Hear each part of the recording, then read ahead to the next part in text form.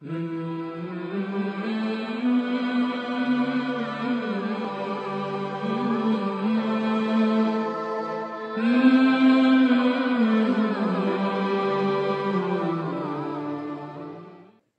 আলাইকুম রহমতুল্লাহি ওয়া বারাকাতুহু। বিসমিল্লাহির রহমানির রহিম। আমি সৌমিয়া, ইন্ডিয়া, হাওড়া থেকে। কেমন আছেন সবাই? আশা করছি যে যেখানে আছেন সবাই ভালো আছেন, সুস্থ আছেন, আর আপনাদের দোয়া, আশীর্বাদ, ভালোবাসায় আমিও ভালোই আছি। আমার পরিবারের সবাই মোটামুটি ভালো আছি। বন্ধুরা, ইসলাম দি আলটিমেট পিস চ্যানেলে রোজ ভিডিও দেওয়ার ওয়াদা করেও আমি ভিডিও দিতে পারছি না, কারণ অফিসের অনেক প্রেসারে পড়ে গেছি। তবু আমি চেষ্টা করব প্রত্যেক দিন ঠিক রাত 8টায় ভিডিও আপলোড করার জন্য। অবশ্যই কিন্তু আপনারা আমার সাথে থাকবেন।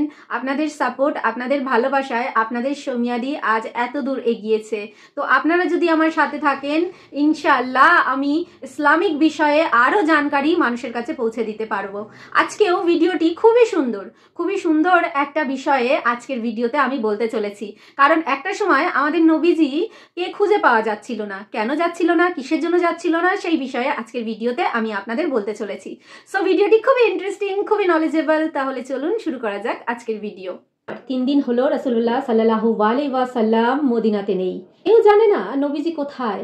ওমর ফারুক রাদিয়াল্লাহু তাআলা আনহু মুক্ত তরবারি হাতে ঘোষণা দিলেন, যদি নবীজির কোনো কিছু হয় তাহলে আমি ওমর বলছি, মক্কার একটাও মুনাফিককে আমি আস্ত শরীরে থাকতে দেব না, মক্কার একটা মুনাফিককেও আমি আস্ত রাখবো না। এদিকে আবু বকর রাদিয়াল্লাহু তাআলা আনহু বললেন, থামো ভাই ওমর, আমার সাথে চলো, নবীজির তালাশ করি। আবু বকরের কথা শোনা মাত্রই ওমর আবু বকরকে অনুসরণ করলেন। দুজনেই একসাথে মক্কার উদ্দেশ্যে রওনা হলো। মরুভূমি পেরিয়ে পাহাড়ে এলো, হাঁটতে থাকলো। দিন গড়িয়ে দুপুর, দুপুর গড়িয়ে বিকেল। তক্ত মরুভূমির বুকে দুজনে হাঁটছেন আর প্রিয় নবী রাসূলুল্লাহ সাল্লাল্লাহু আলাইহি ওয়াসাল্লামকে খুঁজছেন। কষ্ট, ক্লান্তি, তৃষ্ণা কোনো কিছুই যেন তাদেরকে দমাতে পারছে না।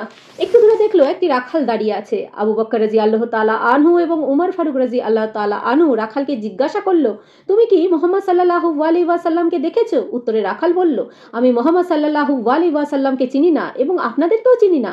তবে ওই পাহাড়ের ওপরে একজন লোক কয়েকদিন থেকে অনবরত ইয়া উম্মতি বলে কাঁদছে। আবু বকর রাদিয়াল্লাহু তাআলা আনহু ও ওমর রাদিয়াল্লাহু তাআলা আনহু বুঝতে বাকি ছিল না যে ওই লোক আর কেউ না, দয়ার নবীজি হযরত মুহাম্মদ মুস্তাফা সাল্লাল্লাহু আলাইহি ওয়াসাল্লাম। উম্মতের মায়ায় অনবরত অশ্রু ঝরাচ্ছে। আবু বকর রাদিয়াল্লাহু তাআলা আনহু এবং ওমর রাদিয়াল্লাহু তাআলা আনহু সেই রাখালকে জিজ্ঞাসা করলো, তুমি আমাদের সেখানে নিয়ে চলো। রাখাল ছেলেটি বলল, দয়া করে আপনারা তাড়াতাড়ি আসুন, কারণ ওনার সাথে সাথে আমার সব উট ভেড়াগুলোও কাঁদছে, আর আমার 1000 ভেড়া উটের পাল গত কয়েকদিন ধরে খাবার দাবার বন্ধ করে দিয়েছে, আর এই লোকটির সাথে কেঁদেই যাচ্ছে। আপনারা ওনাকে দয়া করে নিয়ে যান, না হলে আমার সমস্ত উট ভেড়াগুলো কাঁদতে কাঁদতে মরেই যাবে। আবু বকর রাদিয়াল্লাহু তাআলা আনহু এবং আবু বকর রাদিয়াল্লাহু তাআলা আনহু পাহাড়ে গিয়ে দেখলেন দয়ার নবীজি সেজদারত অবস্থায় ইয়া উম্মতি বলে কাঁদছে। নবীজির কষ্টে আবু বকর রাদিয়াল্লাহু তাআলা আনহু দৌড়ে গিয়ে রাসূলুল্লাহ সাল্লাল্লাহু আলাইহি ওয়াসাল্লামের নিকটে গিয়ে বললেন, ইয়া রাসূলুল্লাহ, আমি আবু বকর। আপনি বলেছিলেন পৃথিবীর সকল মানুষের নেক আমল এক পাল্লায় রাখলে আর আবু বকরের নেক আমল এক পাল্লায় রাখলে আবু বকরের নেকির পাল্লা ভারী হবে। আমি সেই আবু বকর বলছি। ইসলাম গ্রহণ করার পর থেকে আমি তো পর্যন্ত যত আমল করেছি সব আমি আপনার উম্মতকে দিয়ে দিলাম, এবার আপনি মাথা তুলুন। নবীজি মাথা ওঠায়নি। এবার উমর ফারুক রাদিয়াল্লাহু তাআলা আনহু বললেন, ইয়া রাসূলুল্লাহ, আমি ওমর, অতি নগণ্য মানুষ, যে আপনার মাথা নিতে গিয়ে নিজেই নিজের মাথা দিয়ে দিয়েছি। আমি ওয়াদা করছি আপনার উম্মতের জন্য আমার সব নেক আমল দিয়ে দিলাম, দয়া করে আপনি মাথা ওঠান। নবীজি মাথা ওঠালো না। আবু বকর রাদিয়াল্লাহু তাআলা আনহু বললেন, উমর, কাজ হবে না। রাসূলুল্লাহ সাল্লাল্লাহু আলাইহি ওয়াসাল্লামকে একমাত্র শান্ত করতে পারে তার নয়নের মণি ফাতেমা। তারা দুজনেই মদিনার দিকে ছুটছেন। পথে হযরত আলী রাদিয়াল্লাহু তাআলা আনহুর সাথে দেখা। তিনিও রাসূলুল্লাহ সাল্লাল্লাহু আলাইহি ওয়াসাল্লামের খোঁজে মরুভূমিতে বের হয়েছে। আবু বকর ও ওমর রাদিয়াল্লাহু তাআলা বললেন, সামনে গিয়ে লাভ নেই, আমাদের রাসূলুল্লাহ সাল্লাল্লাহু আলাইহি ওয়াসাল্লামকে খুঁজে পেয়েছি, তাকে শান্ত করার জন্য তোমার স্ত্রী ফাতেমাকে প্রয়োজন। তারপর তিনজন ফাতেমার বাড়ির সামনে এলেন। আলী রাদিয়াল্লাহু তাআলা আনহু ফাতেমাকে ডাক দিলেন। ফাতেমা বাইরে আসেন। স্বামীর চেহারা দেখে বললেন, আপনাকে এমন বিমর্ষ দেখাচ্ছে কেন? তবে কি মক্কার মুনাফিকরা আমার আব্বাজানের ক্ষতি করেছে? তখন আলী রাদিয়াল্লাহু তাআলা বললেন, তুমি তাড়াতাড়ি চলো।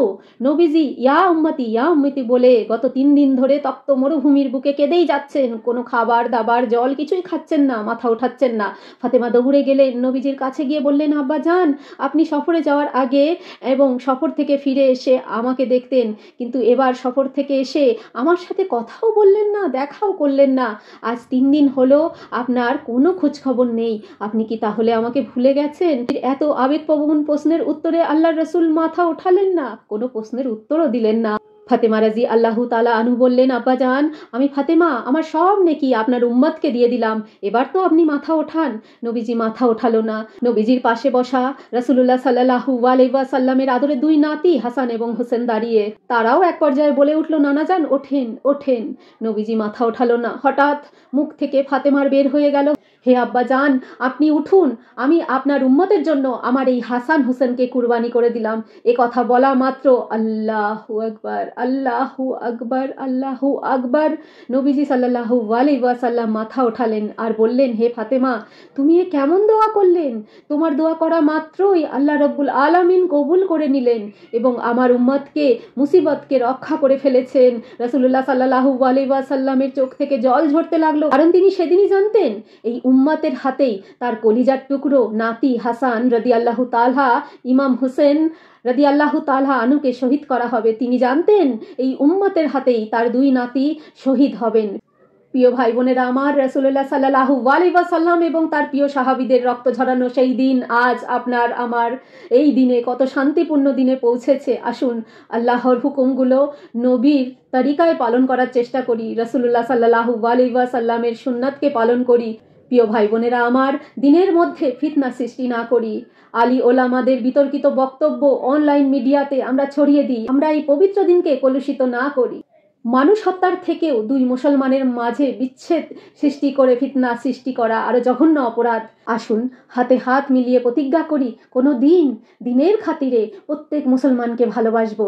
লা ইলাহা ইল্লাল্লাহ মুহাম্মাদুর রাসূলুল্লাহ যে ব্যক্তি পড়বে তার যতই গুনাহ থাকুক না কেন তাকে কাছে টেনে নেব।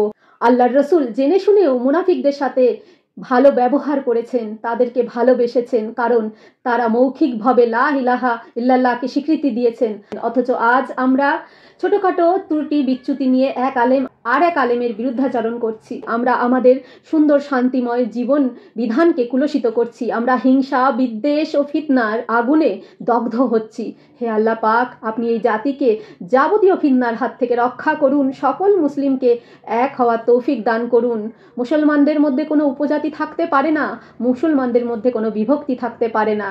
মুসলমানদের লা ইলাহা ইল্লাল্লাহর বাইরে আর কোনো পরিচয় থাকতে পারে না। আসুন বন্ধুরা, হাতে হাত মিলিয়ে এই সুন্দর বাণীগুলো সবার মধ্যে ছড়িয়ে দিই।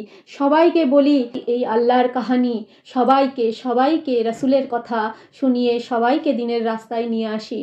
সবার সামনে দিনের প্রচার করি। এভাবেই আমার ভাইয়েরা, আমার বোনেরা, আমার গুরুজনেরা যারা কিনা এই রাস্তায় আছেন তাদের কাছে অনুরোধ করব, তারা এভাবেই দিনের প্রচার করুন।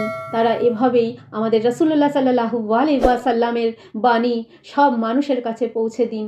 সেখানে দেখবেন না কে হিন্দু, কে বৌদ্ধ, কে খ্রিস্টান, কে জৈন। আমরা সবাই মানুষ, আমরা সবাই আল্লাহ পাকের সৃষ্টিকর মানুষ। আমরা যদি কেউ ভুল রাস্তায় যাই, যদি কেউ সেই সঠিক রাস্তা জেনে থাকে, সে যেন সেই সঠিক রাস্তাটা তাকে দেখিয়ে দেয়। তো আমি আপনাদের কাছে এটাই দোয়া করব যে এই ভিডিওটাকে আপনারা অনেক অনেক দূরে ছড়িয়ে দেবেন, শেয়ার করবেন। তো ভালো থাকবেন সবাই, সুস্থ থাকবেন। পরবর্তী নতুন ভিডিওতে আবার দেখা হচ্ছে আপনাদের সাথে। তো আল্লাহ হাফেজ।